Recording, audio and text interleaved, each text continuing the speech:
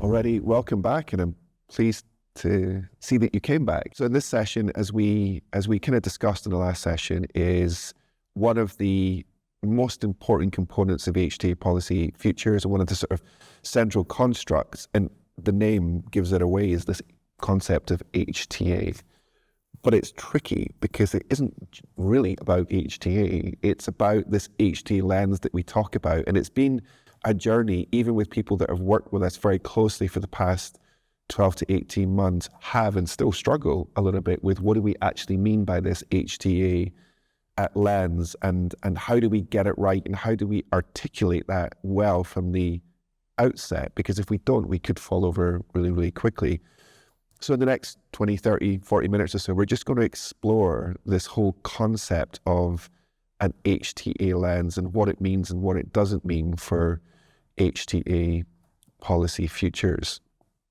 So we'll give it a go, but I'm going to go to you first, Carol. Well, if I just talk about my little journey with HTA, is that I hate HTA. I know hate's a strong word, but I was a sort of naive, super passionate, driven, uncontrollable patient advocate back in the day, and rallied against everything that NICE were doing and saying about kind of patients. I didn't understand it, but NICE were very kind to me.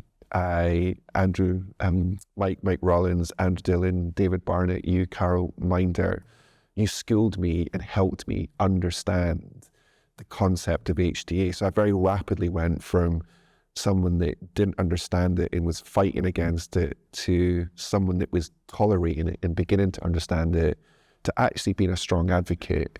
And I think understanding what HTA was trying to do, not perfectly, and I've become a strong advocate and supporter of HTA and NICE. I've often been accused of being anti-patient for that view, but so I've tried as an averagely smart layperson to really understand HTA in all its forms, and it's fascinating. And it's obvious to me that HTA is underutilized. Its tools, its concept, its position in the life sciences ecosystem is, I think, underutilized, and it has this incredible viewpoint from being sort of equidistant between demand and supply. And if you start to explore and examine this entire life sciences ecosystem through an HTA lens, it begins to make sense. You begin to see patterns, and you begin to see opportunities for demand signaling and supply signaling and connecting different kind of bits up. That's not shared by everybody, by the way. I gave a talk the other day there, and I said some complimentary things about NICE, and some people in the audience really looked at me and wanted to throw things at me. So it's not something that's shared by everybody, but I think it's shared by the majority. I think people do understand that HTA generally is a good thing, not a bad thing. So I've always, in everything I've done in my career, whether through working with patient organizations, advising pharmaceutical clients, it's been really helpful for me to see that HTA lens. And that's why it's the jumping in point for HTA Policy Futures. But Carol, who's forgotten more about HTA than most people will ever know, I'm going to give you the responsibility to try and explain this a little bit more articulately than me around what this HTA policy lens is, what it isn't, and why it's such a fundamental, important concept of HTA Policy Futures. I'm going to, again, give you a very personal view of what I think an HTA lens is, and then we move on to how you apply that HTA lens to policy, if I can put it that way round, because I don't think that you need to start from a policy lens. My journey in HTA is, in a way, quite similar to you, maybe not from such a position of not feeling it's useful, but definitely from a place of ignorance in HTA 25 years ago now, when I entered the world of NICE. My background is in pharmacology. I did pharmacology and science as a degree, and then went to work for a pharmaceutical company on the bench. And in the journey between that and NICE, I moved out and went into writing up clinical trials, things like that. And that was the time that NICE started. And the reason for saying this is that I think I have perhaps a slightly different view about what HTA is to somebody who's been grounded from the get-go in HTA. And I think that is quite an important difference. So I started off at NICE from a very naive point of view, had to learn very quickly on the job what HTA is, what health economics is, how you apply the principles and methodologies of health technology assessment to make decisions. And very, very quickly, I've said this in the previous conversation, very, very quickly I realized that if a job of an HTA assessor and decision maker is just about that, we're not going to be able to do the best job we can, because there is absolutely a before and after. Yep. And the before and after shapes everything that then goes on during the HTA process. And if I, as an HTA practitioner, cannot have some say and some way of being able to articulate the requirements of HTA, both downstream and upstream, so even when we've done our job, there are implications for HTA. It's just not going to be an easy process for HTA. So when I think now about articulating what an HTA lens is, it's about using the principles and practice of HTA, so both the procedural elements and also the methodology of HTA and health economics, but not just at the point of HTA. That's what I say applying an HTA lens is. And I'll give you a couple of examples. I talked again previously about the introduction of NICE scientific advice, because we were finding at NICE that clinical trials were coming to us to be assessed, and they weren't as good as they could have been. And they weren't as good as they could have been, not because industry necessarily said, we're not going to do what HTA people need, but because the advice and the recommendations they were being given about the design of their clinical trials didn't take account of the requirements of HTA. That's really why NICE scientific advice started, and why any HTA scientific advice needs to happen. The more the better. And so we introduced the ability to be able to engage with industry very, very early on in clinical development, in order to be able to then say, well, here's the regulatory requirements, here's how you might be able to adapt those for HTA purposes, or perhaps you need to do new things. So that's the downstream side. The upstream side is, for example, when NICE might issue some recommendations, there would be a heap of evidence gaps. Even if NICE has said, yes, there's evidence gaps, which if you fill, you can probably target the use of that therapy much more effectively, both for the benefit of the patients and the healthcare systems.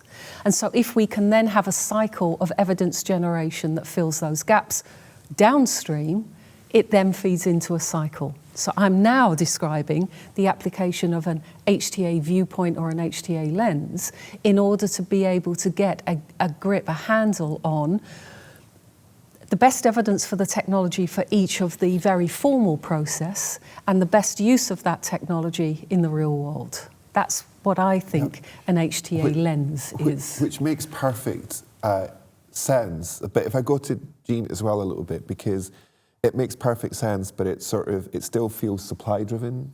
It still feels that it's coming from that regulatory study, and we're adapting, we're flexing, we're accommodating, we're coming up with ways to make a round peg fit a square hole. What if we knew the shape of the hole to begin with, if it was square or round, because we had whole pathway models, that we did prioritization and research, that we spoke to patients and clinicians about what were the things that mattered to them, what was a target product profile. We understand that concept from a pharma company perspective, but let's imagine we had something similar from a patient perspective, and they said, look, we understand our disease, we know the kind of pathway we want to build, because one of the consequences at least with NICE, is that what you end up with is sort of optimized guidance, and it feels consequential, that pathway is consequential. And the analogy, because I'm quite simple, I have to think about things in analogies. It's a bit like, hey, we want to build a house. And normally you would get an architect and you'd get some architectural drawings. And if you were lucky enough, you would get a whole bunch of trade people that would come at the right time, on time, stay within budget. And then you would end up with, you'd have some compromises along the way for sure, but you'd get something close to what it said in the drawing, and it would meet your needs. And the house that you would build and the house that you would build and the house I would be probably different. From a previous discussion over coffee, you quite like the sort of stuck in time historical things. I might want something that looks like out of a Beau Concept showroom, for example. So what we see is these consequential, suboptimal pathways. What if, Jean, we said, oh, this is crazy? In any other industry, it would be crazy. What if we created a demand side to this HTA lens? Well, wait a minute, how can we influence the supply side better by better understanding what that demand signal is for patients, for clinicians, for the health systems, as a means to try and prioritize or to accelerate or shape what's coming through the system. So it doesn't just, we don't force it in through all these sort of flexibilities and things. It's actually, we knew you were coming, we collaborated with you, we signaled you to it, we co-created it, and actually what you're bringing is actually what we need, and you're right on time. So from that demand side bit, can that HTA lens stretch right up into there and help therapy areas, help the health system demand signal to suppliers what is needed? Because that's normally how that's how the rest of the world works. How the rest of the world works. Yeah, I think, you know, there is a role for an HTA body to actually reach back and look at, if they're giving scientific advice, ensuring that what is being developed is something that meets the needs of patients. Because, you know, patients know their disease, they know what's doable, they know what's tolerable in terms of adding a treatment to their life. You know, I have a big problem with treatments that don't actually fit into a person's daily life. You know, having, you know, my husband died of colorectal cancer. Well, having to try to kind of fit his treatment pattern into life became quite a challenge. And if we actually thought about what would work for a patient, what is it they want to achieve with treatment? What would that treatment look like? When might they take it? What are the side effects that they're going to have to deal with? How can we manage those to minimize their impact, etc., and design trials that reflected those needs? By the time you got to the HTA body, you would have very clear evidence of what was effective, and you'd also have very clear information about how to implement that treatment once it became approved. Because it's, you know, what's done generally in a trial is very controlled circumstances. It's not what happens in the real world.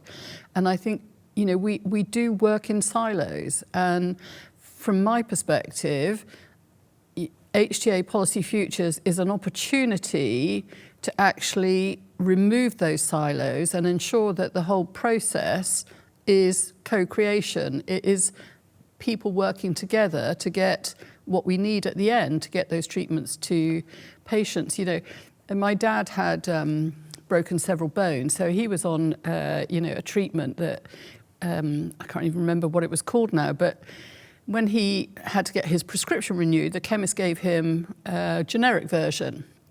And this generic version said, can't be taken with tea or coffee, can't be taken within 2 hours of a breakfast cereal, can't be taken... Sounds like sodium chloride. My dad was 80. You know, Dad, you'd have to stop your breakfast to take... I'm not giving up my cup of tea. I'm not giving up my breakfast cereal. You know, to actually think about that real world and how patients would take this treatment is really important, because the treatment is only part of their daily life. It isn't their whole life. And we need to understand that patients manage their disease every day, and how do we help them? If I may, Eric, because it's so important, and perhaps in my sort of focus as usual for the sort of scientific side of things with HTA, I didn't impress the importance of that demand side, but I think an HTA lens reveals that demand side quite clearly, because if you're thinking about how the building blocks of an HTA, a health technology assessment, you're looking at the burden of illness. You're looking at how an illness impacts the daily lives of patients. You're looking at unmet needs, and that's not just, it should not be with an HTA lens, just unmet clinical need, but the general, convenience being quite important, probably not taken into account as much as it could be in HTA, but it's there. You're looking for something that is different from what is currently there. You're looking for that added benefit. So for me, that almost that demand side concept is already imprinted in using an HTA lens in these various places. But the one thing that we could easily get into with that demand side is what the demand is. Is it the healthcare system perspective of that demand? Is it the patient perspective?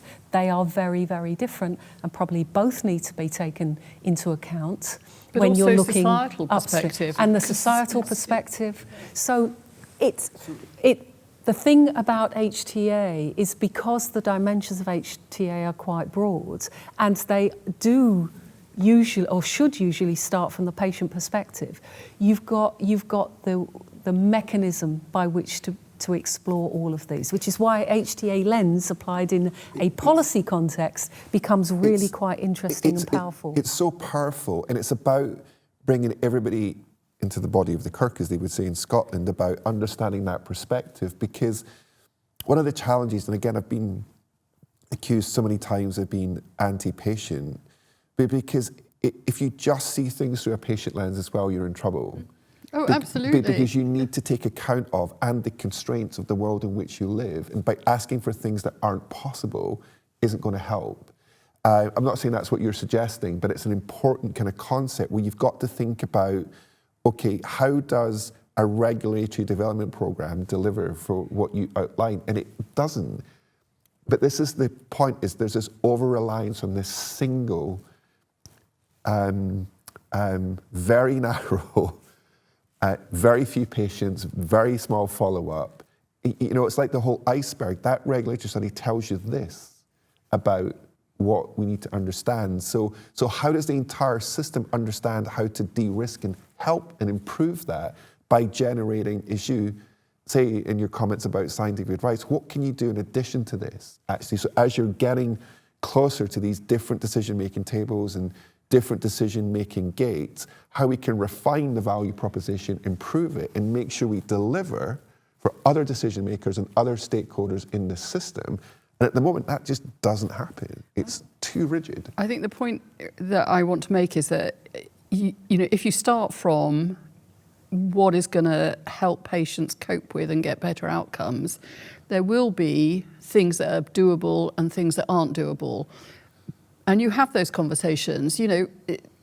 As I would always say to patients, in your own life, you decide, can I afford a Rolls Royce or can I only afford a Skoda? They understand those sorts of trade-off decisions, but they need to be a starting point in those discussions, those deliberations, so that what you get at the end is not, a two-wheeled cycle that they can't actually use. And I think there are constraints. What can the health system cope with? What can they do in terms of getting to centres of excellence if they need to? All those sorts of things are part of the deliberation, but I still maintain that the health service and the system is actually about the interests of patients and future patients rather than cost. And again, we're not going to get into all the bits here because that's what HTA Policy Futures is around. We need everybody around the table over a long period of time to thrash this out. But it sort of stretches beyond just the patient, clinician, health system, and then it pushes back into ministers and policy and elected governments who get elected on the basis of a manifesto that make promises around how you spend tax revenues. Priorities and things. And ultimately, we all have to work within the rules that we're given and set down by. So, you know, a lot of what industry say to me is, hey, Eric, we don't disagree with you, but we work within the rules that we're given and the incentives that we're given, and we're allowed to do this stuff. No one's telling us to do anything any differently. If you want us to change, you need to somehow change the rules.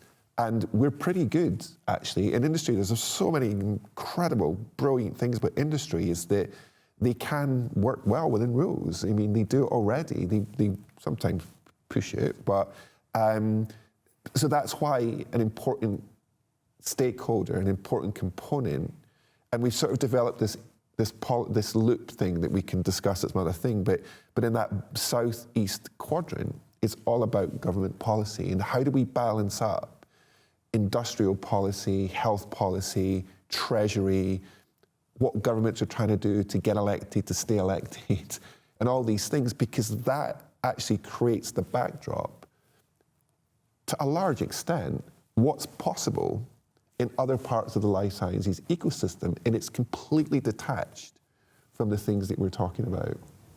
See, one of the things we're talking about, the loop, and we're talking about the HTA lens and the upstream and downstream. One of the things that excites me about Policy Futures is conversations that you can't easily have if you're sitting in an individual agency or even a collective, which is contemplating a completely different future for the way that you apply HTA or the way that you develop drugs. And, you know, if you ask a question like, for example, again, I'm thinking about an HTA lens because it provides the building blocks to be able to dissect this very complex question. If you wanted to create a system whereby all useful drugs, let's use a general terms, are available to patients when they need them, what would you need to create? How would you need to design that system? Would that be the system that we currently have? What particular components of the HTA process, the regulatory process, the drug development process that currently exist are helping that or hindering that? It's those types of conversations that I'm really very excited about having.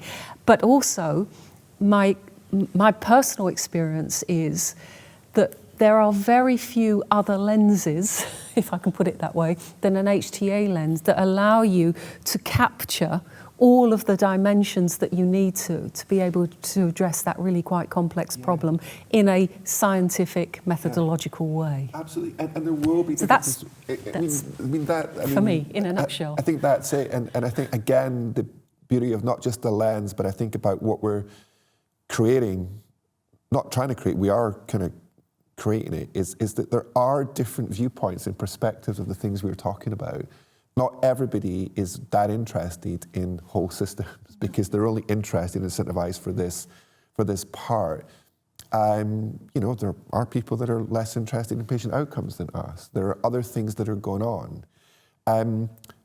But we've never had this construct that allows us to bring all these different perspectives together and just have the discussion. You know, like a few people have come up to me recently, it's too ambitious what you're trying to do. It's like, well, it isn't really. If you break it down into its constituent parts, and even if you just think, look, let's for the first time ever have the discussion with some methods and with some rigor and some balance and no bias, and get people into a safe environment to have these discussions.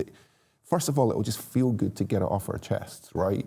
But then if we can just, as we say, make these marginal improvements somewhere and build on these, it could make a massive difference. And just before you jump in, Jean, and it's great that everybody's desperate to kind of get in, is that, you know, we've talked a little bit about this, and, you know, I think we all understand the pros and cons and what an increase in the thresholds mean and what it doesn't mean, but there's a bigger issue that sits behind it, that it is about who's making decisions now, is in levels of independence. But at the end of the day, it makes kind of sense is that if you, for example, have got better evidence and you have the right evidence for the right decision maker along the way, and uncertainty is going to reduce. Specificity for the end user and users is going to increase.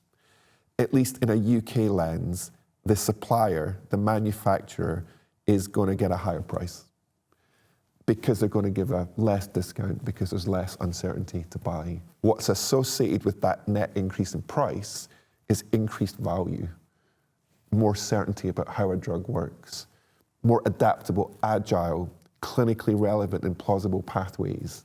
If we can drop that pathway into a registry so we understand performance and efficiency in clinical practice and push that back into the system, it grows confidence and trust, which means that this whole thing about innovation, and it's not a word I really like, and everything's innovative apparently, is that the innovation isn't just it's not just the company that is responsible for that innovation. They just start the innovation journey.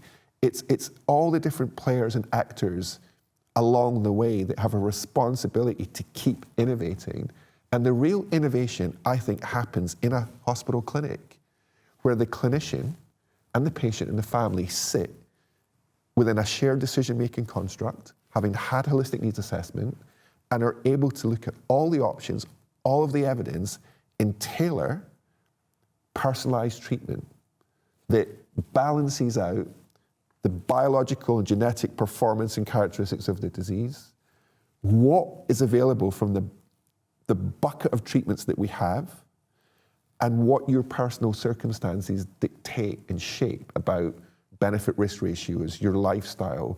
If you've got too many people dependent on you, you can have a transplant, and then have a personalized strategy. That is ideal. We're very far. We are very far away from that. Bit of a way to go for that one. But from a policy and headline government perspective, personalised medicine, the left hand doesn't know what the right hand is doing currently. But this is the goal. But we're not going to get it unless we have these honest and frank and solution-oriented discussions. Well, that's the piece that I wanted to pick up when you said you'd pause me a moment, is that HTA Policy Futures has got to be something other than a talk shop. Yep. It's got to be coming out with ideas that can be tested, different ways of looking at things so that you're actually generating change rather than what happens, as I see it, is people sit around, have a conversation, write a report and job done. But it's not job done because for me, Policy Futures has to change the way we deliver healthcare to improve outcomes. You made a comment about getting rid of bias. I don't think you'll ever get rid of bias. What we have to do is to acknowledge the bias, because I'm always going to be biased about putting the patient at the centre of things. But I have to be kind of working with others to make sure that what we achieve is at the best interests of all stakeholders and is doable. Because if it can't be done, we're not going to make progress. It's a very, very fair comment. And I think that, especially on the bias thing, because bias is actually helpful in many ways as well, because it drives a particular stakeholder. You're never going to get rid of uncertainty. There's always going to be uncertainty. There's always going to be issues. It's about getting it into proportionate and amounts that we're all in the same rowing boat, rowing in the same direction, and that we just do better than we're doing just now in terms of delivering value for money, value for shareholders, and all this stuff. And I think it's that conceptual move from regulatory-based evidence development to value-based healthcare, where you're trying to create more value, more outcomes, more returns, less hassle, less risk for all the different players and actors in the system in a more certain environment that ultimately translates into clinically relevant and plausible treatment pathways, not the arbitrary ones that are necessarily measured in a regulatory trial, that delivers more outcomes. It allows health systems to buy more outcomes than costs, that meet all the industrial and political agendas. It shouldn't be impossible, at least to conceptually, design a new architecture that could do better than we're doing at the moment? Can I come back to the HTA lens? Yes, please do. And perhaps take a slightly different perspective on that HTA lens. In essence, the way that I view HTA is that it is a tool for policymakers to make decisions about new technologies. It's a set of tools. We tend to think about those tools as being methods tools, but HTA is also a process, and the principles of that process can also help policymakers, because those principles are quite helpful for what we're talking about in terms of the way we want to implement the Policy Futures projects. So again, if I'm going back to NICE, a thing I know most about, transparency, inclusiveness, making sure that everyone has an ability to have a say in the issue. Some concept of fairness being any policy outcome being as fair as it possibly can. Those sorts of process types principles are also, for me, embedded in HTA, which means if you are applying that procedural lens across the pathway, you start to realise that there are probably many places where we're not applying enough transparency, we're not applying enough stakeholder inclusion, we're not applying whatever. And so both on the methods side and the process side, applying an HTA lens to a policy problem, it's a shorthand really, but it's a shorthand for doing things in a particular way and having a set of tools in the toolbox that allow you to explore things from different perspectives. So again, as we're building the futures endeavour, that's why I think explaining why we're using an HTA lens becomes really important, because it absolutely underpins completely the way that I would want to see things done. Yeah, I think we're convinced, we're quite excited about it. And of course, we've tested the hypothesis of that lens for many years with stakeholders all over the world, including in the US, where HTA is less of an accepted concept. Somebody described it to me as a death panel. But still HTA is used, and there's wonderful organizations like ICER and great academic institutions that get this. And of course, the last few months the whole industry has been turned upside down. And actually there's more, I think, and timing is everything, there's more attention now on how do we potentially get higher prices ex-US. And there's many ways in which you can do that, as we've seen in the UK, but one of the more sensible ways to do it would be to think about evidence and evidence generation. And you're going to get higher prices if you've got better evidence. So, it's one of the important, it's part of what I think we want to do at HTA Policy Futures, is to think about how we can look at more sensible and sustainable and win-win ways to make the system work better. Higher prices, that's okay, but we need proportionate, the kind of value. But while HTA Policy Futures, to begin with, is kind of looking at things through a UK lens, and that's not because we've chosen to do it, we've been advised to do it because we don't want to bite off more than we can chew to begin with. It's critically important that we understand that we're not in a bubble, and actually that what happens in Europe, what happens in China, what happens in the US will have a material and direct impact on what happens in the UK. So US industrial policy clearly is impacting on what's happening in health. Likewise, some of the things that have come out of the trade policy, whether you love them or loathe them, has caused ripple effects all over the world in terms of how other HTA-type agencies and governments are going to adjust to and think about some of the things that have happened in the UK. And we need to be mindful of that global ecosystem in which we live in and work, and how that impacts and applies to our discussions and our debates and our solutions, because if we don't account for that, we'll fall over quite quickly. And there's many people that we've spoken to, although this was pre kind of trade policy, they just look, Eric, this HTA Policy Futures thing, it's not for me. It's not going to fly in the US. But that's not our intention. Our intention is to understand the US environment and how we need to account for that and mitigate against it or leverage it in better ways than maybe we've done in the past. So anyway, I think we can bring this to a kind of close. But I think that we're convinced, and I think not necessarily me, because I waffle on a little bit, but you guys have definitely convinced me and articulated very well a very strong rationale for this HTA Lens and how that allows us to really explore, by using its tools, its methods, and its processes, this entire life sciences ecosystem to better understand what is going on, to help connect up all the different aspects that are working and thinking in isolation at the moment.